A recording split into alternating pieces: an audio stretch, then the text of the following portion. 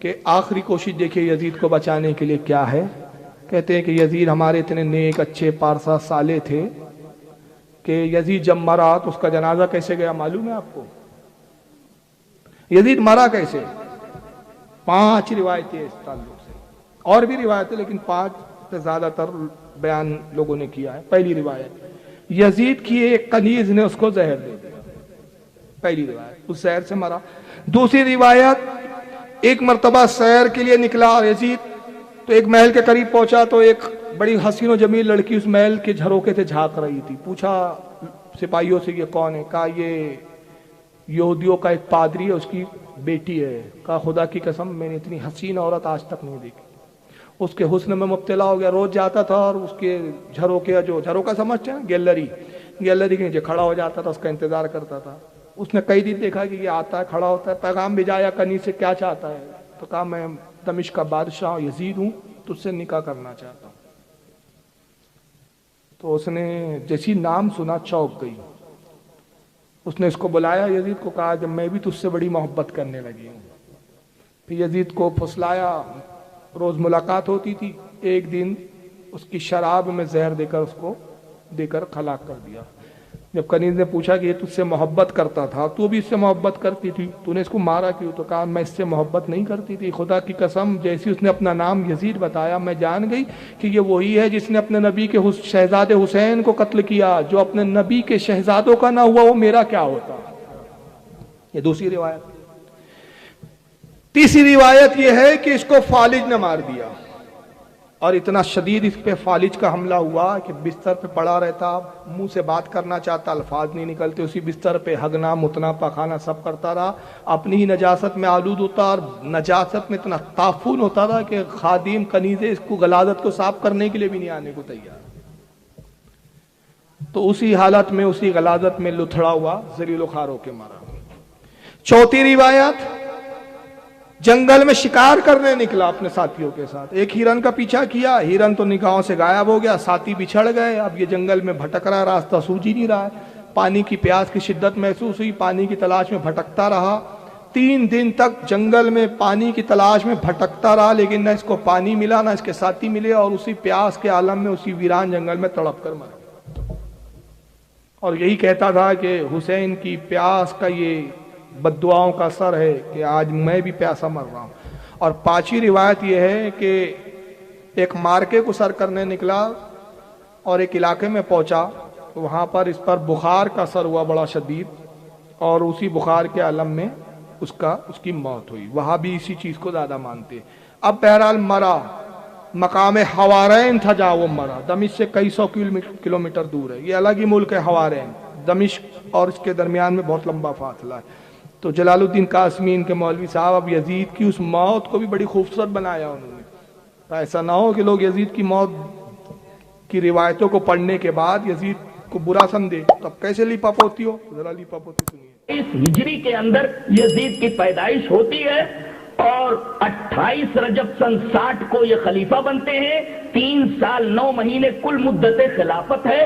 42 سال کی عمر میں 14 ربیع الاول کو ایک مقام ہے، مقام حوارین، جو دمشق اور تذمر کے درمیان ہے. وہاں بعارض نقرس ایک بیماری ہوتی ہے، عارض ہماری بیماری، تو بعارض نقرس نام بتایا بیماری کا، بعارض نقرس. وہ نقرس ہے کیا وہ نہیں بتایا، کیونکہ وہ بتا دیں گا تو ابا جان کا انجام لوگوں کی نگاہوں کے سامنے آ جائے گا.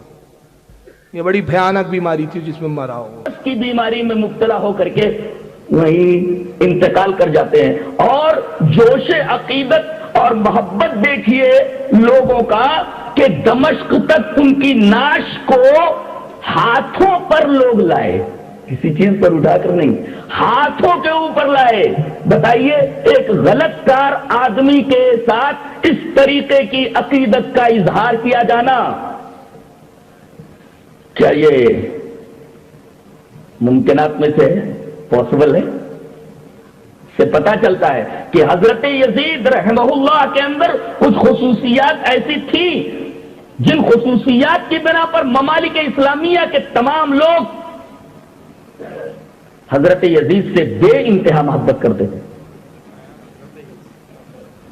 انتقال ہو رہا ہے मकाम हवारैन में लोग हाथों पर उठा करके इनकी नाश को दमश्क में लाते हैं और वहीं इनकी तजहीज़ व तकसीम की जाती है। कितने हर दिल अजीज थे। हर दिल अजीज समझता है ना, हर दिल के लिए अजीज, हर दिल में जिसकी मोहब्बत, कितनी मोहब्बत थी लोगों को, ये अजीज थे। अरे जब यह मोहब्बत थी, अगर ये अजीज थे, तो फिर वो मदीने वाले क्यों उसके खिलाफ लड़ने खड़े हुए, वो मक्का के सहाबा क्यों खड़े हुए, उसकी हुकूमत को मानने से क्यों इनकार किया। लेकिन इनके नज़दीक हर दिल अजीज लानतुल्लाह अलैह, इनके बड़े हर दिल अजीज थे। मकाम हवारैन में इंतकाल हुआ तो लोग किसी चीज पर जनाजा उठा के नहीं लाए। कैसे लाए? हाथों में। इस पर मैं एक जुमला बोलता हूं, वो हाथों में ऐसे लाए जैसे ये पार्सल थे, कोरियर हो रहे थे। ये पार्सल आ रहा था नजासतों भरा, चलो कोरियर होते होते हवारैन से होते होते दमिश्क तक आ गया। अब एक छोटा सा सवाल मैंने किया 3 साल पहले, 4 साल हो गए बल्कि, ये 4था साल आ रहा है भाई। मैंने एक छोटा सा सवाल किया, बताओ आप ईमानदारी दयानतदारी से बताइए सवाल मेरा गलत है। मैंने सवाल से भी किया कि ये रिवायत किस किताब में, खत्म बात। भाई हम तो ये नहीं बोल रहे कि रिवायत सही है नहीं है, ज़ईफ है, मौजू है, झूठी है। हम तो ये नहीं कह रहे कि भाई वो रिवायत हम मानेंगे नहीं मानेंगे, आप ऐसी रिवायत दिखाइए वैसी दिखाइए। हम तो कह रहे सिर्फ किताब दिखा दीजिए। इस जमात की बेगैरती क्या, ये सबसे ज्यादा मुझसे परेशान इसलिए है कि ये झूठ बोलते, मैं इनके झूठ पकड़ पकड़ के दिखा रहा हूँ। कोई बोलता सीरत गौसे पाक में लिखा है, पूछो किताब कहाँ है। अरे हमको तो अपने अब्बा का अभी तक पता नहीं चला, तो किताब का कहां से पता चलेगा। मैं यही पूछता हूं भाई किताब कहां है।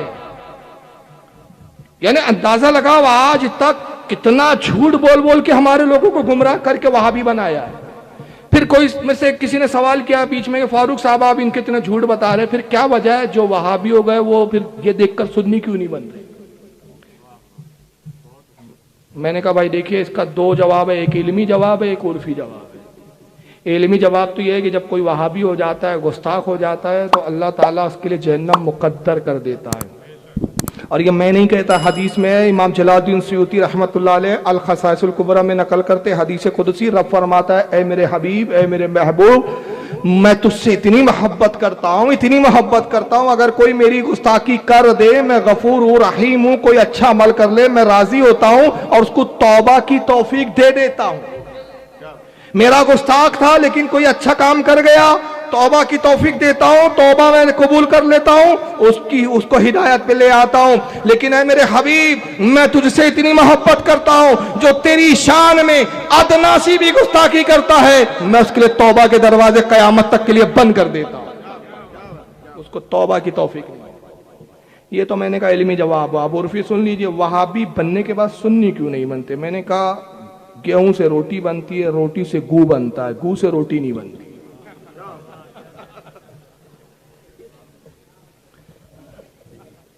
है ना भाई, गलत बोला क्या? कल बोलेंगे वहां भी क्या बेहुदा मौलाना लाया था। नहीं, माफ करना भाई, आपके तारिक जमील साहब को भी इससे बड़ी मोहब्बत है, और वो मौलवी ताहिर गयावी तो बगैर इसकी मिसाल के बयान ही नहीं करते, गू के बगैर। मौलवी अशरफ अली थानवी को भी इससे बड़ी मोहब्बत थी। थानवी साहब की अलिफादतुल यौमिया में बात आ गई, थानवी साहब कहते हैं कि एक मर्तबा चांद दिखा, एक औरत अपने बच्चे की पिछवाड़ी धुला रही थी, पाखाना करवा रही थी, औरतों ने शोर किया, चांद दिख गया, चांद दिख गया। औरत ने धुलाना छोड़ा। औरतों की आदत होती है कि जब कोई चीज हैरत से देखती है तो नाक पे ऐसी उंगली रख लेती है, तो कागू में भरी हुई उंगली थी, नाक पर रख ली, बदबू आई। का ओई माँ, इस साल चांद कितना बदबूदार आया है। यह आपके थानवी साहब ने लिखा, उनको तो बड़ी मोहब्बत है गूगो पर।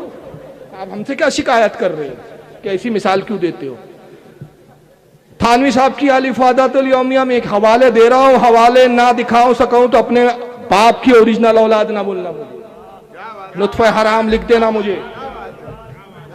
फारूक रज़वी बगैर हवाले की नहीं बोलता। अलिफादतुल यौमिया खोलिए अपने थानवी की, और दूसरी किताब जिसका नाम है मेरे चंद पसंदीदा हिकायात, उसमें भी लिखा है, दोनों किताब में लिखा है। थानवी साहब कहते हैं कि एक पीर साहब थे, बड़ी मोहब्बत इनको गूगोबर से। तो एक पीर साहब थे साहब, तो पीर साहब के एक मुरीद आए, तो मुरीद साहब ने कहा, तो पीर साहब अपनी बड़ाई बताने के लिए मुरीद से कहने लगे कि मियाँ कल हमने ख्वाब देखा, ख्वाब ये देखा कि हम जो है एक क्या नाम है शहद के ढेर पे बैठे हुए हैं, शहद या किसी अच्छी चीज के, और तुम गू के गोबर के ढेर पे बैठे हुए। बदबू के ढेर पे। शागिर्द भी पहुंचा था, कहा